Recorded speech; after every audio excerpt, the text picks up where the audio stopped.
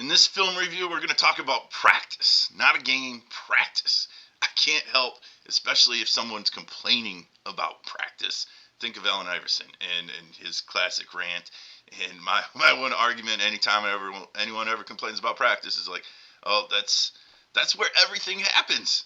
That's the most important part. If we really believe football is an educational tool, and I do, practice is probably the only thing that really matters for us as coaches to educate players, teach them what it really means to be disciplined, teach them to have great effort, teach them to put forth the effort, toughness, discipline, and anything that you think football can teach. It happens at practice.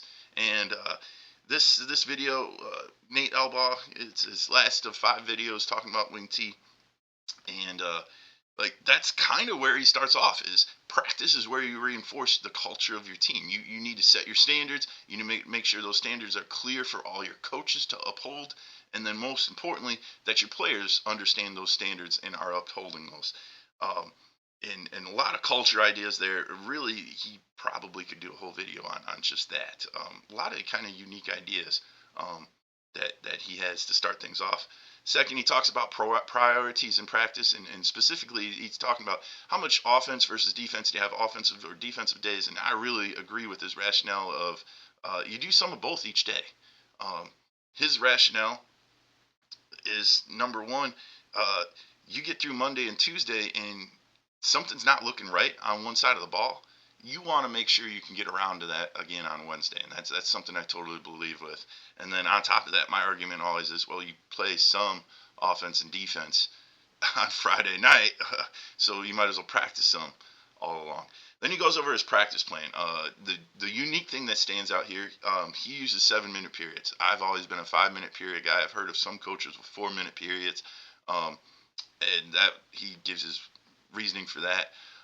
Other thing he talks about is splitting up the focus of the practice of what he calls POAs, point of attacks, is 2-3 guys, and I'll talk about this a little bit more, working the specific skills that they need to execute their part of the game.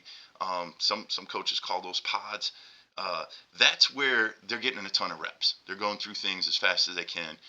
Obviously focusing on execution, but it's time to get, hey, this is a different look. This is a different look. Hey, you need better effort. You need better step. You need whatever. That's when they're coaching all those things as fast as they can. And then team time is set aside for making sure you prioritize team type skills. Huddling, breaking a huddle. He talks about his how they break the huddle. That's a big part of the team time, and things that require the entire team to be together for timing reasons is typically what the team's time is set aside for, whereas point of attacks are where you're practicing kind of your everyday plays, your buck sweep, your trap, your belly, your rocket, and wedge, as listed down there.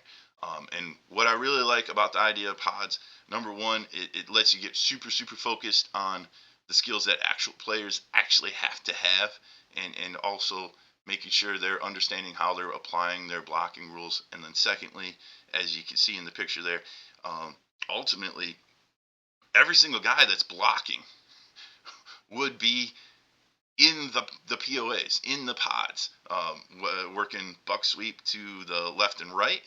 And meanwhile, the guards would maybe be working buck trap, and that's what he shows there. Do the same with rocket. Make sure you're getting both your split end side, your X receiver side on the left there, making sure they're getting their reps against a bunch of different looks, going as fast as they can, and then rocket to the tight end side there. He's also got split end over. If you go tackle over, he emphasizes, get the kids the looks that they need to have so they're ready to execute come Friday night. And then he just goes over some of the emphases for each position. Running backs, spends a ton of time talking about them, and it makes sense because they are the do-it-all in a wing T. They're going to block, they are going to run, and they're going to carry out fakes. All those things Wide receivers, really blocking makes sense. Wing T, if you're a run-oriented offense, and I think no matter what, if you're throwing screens out there, wide receivers got blocked for each other. Where I've coached, we've broken things up this way, where maybe the running backs are working on meshes and just a dive keep read with the quarterback. Meanwhile, some wide receivers are out there. They're working bubble, they're working now screens, and they're working blocking most dangerous defender. Really like the idea of making sure you prioritize to your position coaches. That's what I should really be focused on here, because that was Coach Elbaugh's message. Tight ends, what their priorities are, understanding their blocking assignments on the plays, and the routes that are important to them. QBs, he ironically didn't spend not a lot of skill-specific things here. A lot about leadership, running the huddle, and ultimately being a magician, being great with the fakes and the feet and the hands and all those things that really make the Wing T offense go. And then offensive line, effort and getting off the ball. Coach talks about throwing darts, going hard and making sure you're getting into the defender right away.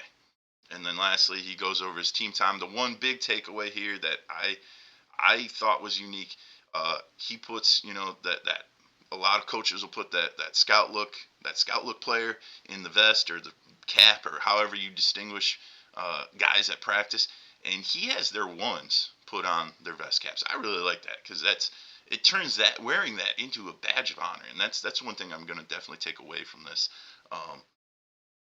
So check this out. He gives you a great rationale for practice plan, templates, how much indie versus group, how much versus how much team, and what you maybe want to emphasize during those times. Obviously, especially if you're a Wing T coach, gives you ideas for maximizing player reps. The point of attacks, it's getting multiple guys doing their assignments, and you can set up multiple ones of them where you're really focused on 2 or 3 guys, and then off to the side, maybe running backs aren't involved in the particular blocking of a play. You can have specific skill development going off on the side, and he's got some ideas of that. Like I said, he starts off with several culture building ideas, and then lastly, if you checked out the other 4 videos, you definitely would want to go check this out. Really can't emphasize enough, like getting the Chiefpigskin touchdown membership. There's so much great material there. Glacier quality, better than Glacier quality to some extent.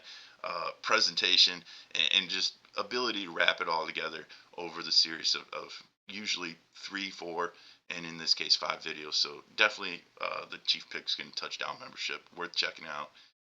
Thanks for checking this video out. Have a good one. As always, guys, if you have questions or comments, please leave them down below. I'll get back to you as quickly as possible. Check me out and follow me on Twitter at Coach Klee. Don't forget to subscribe to the channel if you like what you see. And if you have anything that maybe requires a longer response, hit me up at coachbrienklee@gmail.com. Thanks as always for tuning in. See you again.